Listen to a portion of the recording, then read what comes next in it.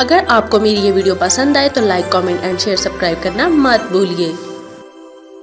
السلام علیکم دوستوں، جیسا کہ آپ لوگ جانتے ہیں ہم پڑھ رہے ہیں سیرت نبوی صلی اللہ علیہ وآلہ وسلم، لیکن شروع کرنے سے پہلے میری آپ سب سے گزارش ہے کہ ایک دفعہ نبی کریم صلی اللہ علیہ وآلہ وسلم پر درود شریف پڑھ دیں، اور اس کے بعد جہاں بھی نبی کریم صلی اللہ علیہ وآلہ وسلم کا نام مبارک آئے وہاں پر درود شریف ضرور پڑھیں، اور اگر آپ درود شریف نہیں پڑھ سکتے تو کم از کم صلی اللہ علیہ وآلہ وسلم ضرور کہیں۔ تو چلیں شروع کرتے ہیں۔ اس کا باب نمبر 48 ہے جس کا نام ہے ہجرت کا آغاز۔ اگلے سال قبیلے خزرج کے 10 اور قبیلے اوس کے 2 آدمی مکہ آئے۔ ان میں سے 5 وہ تھے جو پچھلے سال عقبہ میں آپ صلی اللہ علیہ وسلم سے مل کر گئے تھے۔ ان لوگوں سے بھی آپ صلی اللہ علیہ وسلم نے بیعت لی۔ آپ صلی اللہ علیہ وسلم نے ان کے سامنے سورۃ النساء کی آیت تلاوت فرمائی۔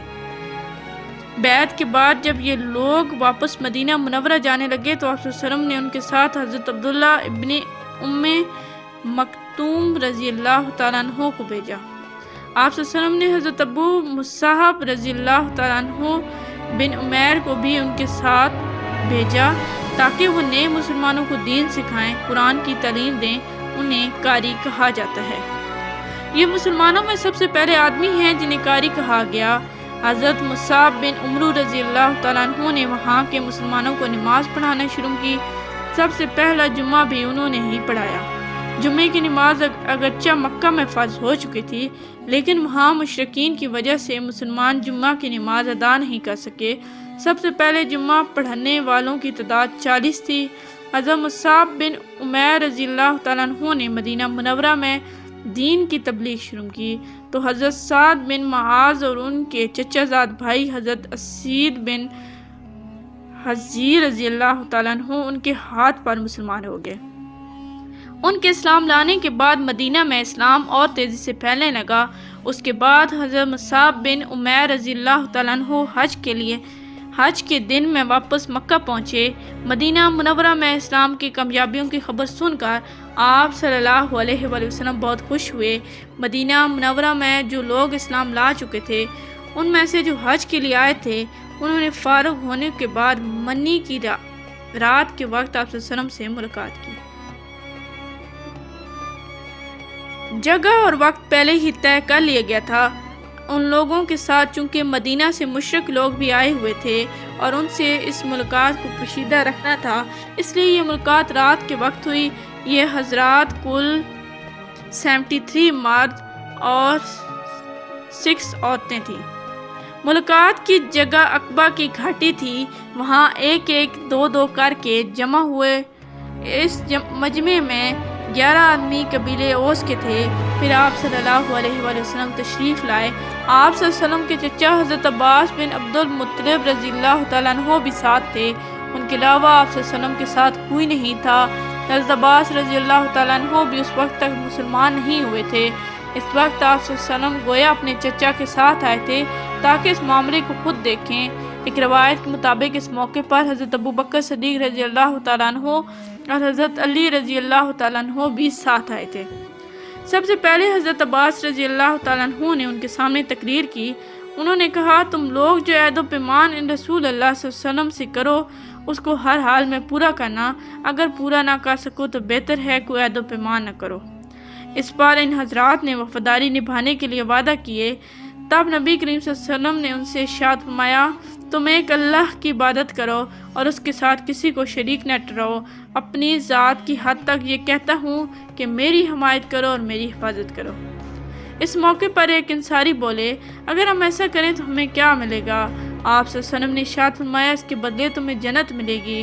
اور وہ سب بول اٹھے، یہ نفع کا سودا ہے، ہم اسے ختم نہیں کریں گے۔ اب ان سب نے نبی کریم صلی اللہ علیہ وسلم سے بیعت کی اور حضور صلی اللہ علیہ وآلہ وسلم کی حفاظت کا وعدہ کیا۔ حضرت براء بن معرور رضی اللہ تعالیٰ عنہ نے کہا، ہم ہر حال میں آپ صلی اللہ علیہ وسلم کا ساتھ دیں گے اور آپ صلی اللہ علیہ وسلم کی حفاظت کریں گے۔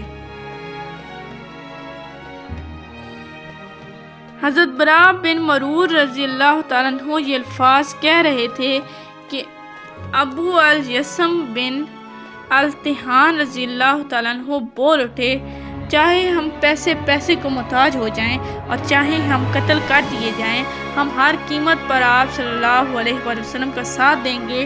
اس وقت حضرت عباس رضی اللہ تعالیٰ عنہ بولے، ذرا آہستہ آواز میں بات کرو، کہیں مشرک آواز نہ سن لیں۔ اس موقع پر ابو الہیثم رضی اللہ تعالیٰ عنہ نے عرض کیا، اے اللہ کے رسول، ہمارے اور یہودیوں کے درمیان کچھ معاہدے ہیں، اب ہم ان کو توڑ رہے ہیں۔ ایسا تو نہیں ہوگا کہ آپ صلی اللہ علیہ وسلم ہمیں چھوڑ کر مکہ آ جائیں؟ یہ سن کر آپ صلی اللہ علیہ وآلہ وسلم مسکرائے اور فرمایا، نہیں، بلکہ میرا خون اور تمہارا خون ایک ہے۔ جسے تم جنگ کرو گے اس سے میں جنگ کروں گا، جسے تم پناہ دو گے اسے میں پناہ دوں گا۔ پھر آپ صلی اللہ علیہ وآلہ وسلم نے ان سے 12 آدمی الگ کیے، یہ 9 خزرج میں سے اور 3 اوس میں سے تھے۔ آپ نے ان سے فرمایا، تم میرے جانثار ہو، میرے نقیب ہو۔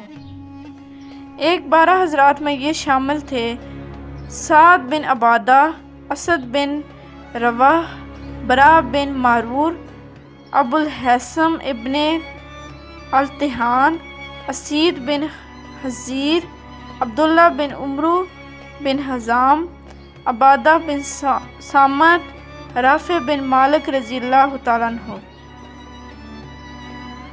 ان میں سے ہر ایک اپنے اپنے قبیلے کا نمائندہ تھا۔ آپ صلی اللہ علیہ وآلہ وسلم نے ان جانثاروں سے فرمایا، تم لوگ اپنی قوم کی طرف سے اس طرح میرے کفیل ہو جیسے عیسیٰ علیہ السلام کے 12 حواری ان کے کفیل تھے، اور میں اپنی قوم یعنی مہاجروں کی طرف سے کفیل اور ذمہ دار ہوں۔ اس بیعت کو بیعت عقبہ ثانیہ کہا جاتا ہے۔ یہ بہت اہم تھی۔ اس بیعت کے ہونے پر شیطان نے بہت وویلا کیا، چیخا اور چلایا، کیونکہ یہ اسلام کی ترقی کی بنیاد تھی۔ جب یہ مسلمان مدینہ پہنچے تو انہوں نے کھل کر اپنے اسلام قبول کرنے کا اعلان کر دیا۔ اعلانیہ نمازیں پڑھنے لگے۔ مدینہ منورہ میں حالات سازگار دیکھ کر نبی کریم صلی اللہ علیہ وسلم نے مسلمانوں کو مدینہ کی طرف ہجرت کا حکم دیا، کیونکہ قریش کی جب پتہ چلا کہ نبی کریم صلی اللہ علیہ وسلم نے ایک جنگجو قوم کے ساتھ ناطہ جوڑ لیا ہے اور ان کے ہاں ٹھکانہ بنا لیا ہے، تو انہوں نے مسلمانوں کو مکہ میں جینا اور مشکل کر دیا، تکلیف دینے کا ایسا سلسلہ شروع کیا کہ اب تک ایسا نہیں کیا تھا۔ روز بروز صحابہ کی پریشانیاں اور مصیبتیں بڑھتی چلی گئیں۔ کچھ صحابہ کو دین سے پھیرنے کے لیے طرح طرح کے طریقے آزمائے گئے، طرح طرح کے عذاب دیے گئے۔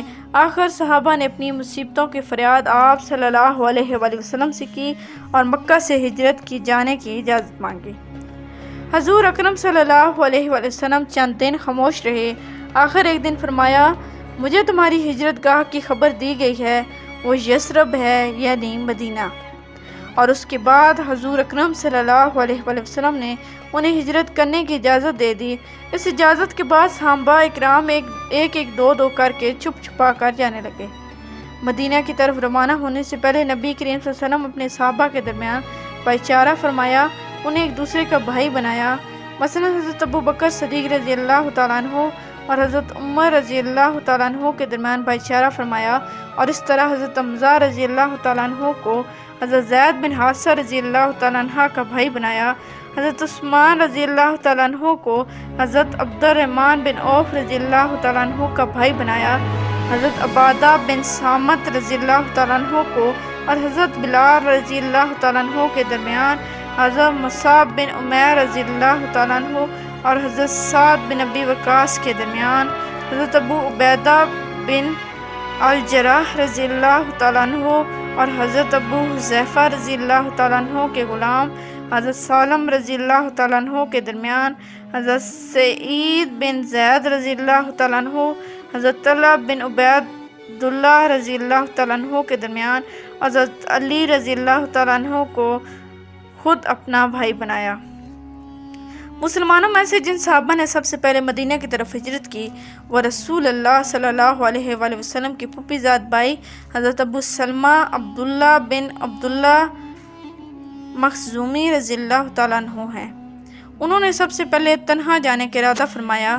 جب یہ حبشہ سے واپس مکہ آئے تھے تو انہیں سخت تکلیف پہنچائی گئی تھی۔ آخر انہوں نے واپس حبشہ جانے کا ارادہ کر لیا تھا، مگر پھر انہیں مدینہ کے لوگوں کے مسلمان ہونے کا پتہ چلا تو یہ رک گئے اور ہجرت کر کے اجازت ملنے پر مدینہ روانہ ہوئے۔ مکہ سے روانہ ہوتے وقت یہ اپنے اونٹ پر سوار ہوئے اور اپنی بیوی ام سلمہ رضی اللہ تعالیٰ عنہا اور اپنے دودھ پیتے بچے کو بھی ساتھ سوار کیا۔ جب ان کے سسرال والوں کو پتہ چلا تو وہ انہیں روکنے کے لیے دوڑے اور راستے میں جا پکڑا اور ان کا راستہ روک کر کھڑے ہو گئے۔ اب تک کے لیے اتنا ہی، ملتے ہیں اگلے باب میں، تب تک کے لیے اللہ حافظ۔ Please like, subscribe and share our channel and press the bell icon for more videos.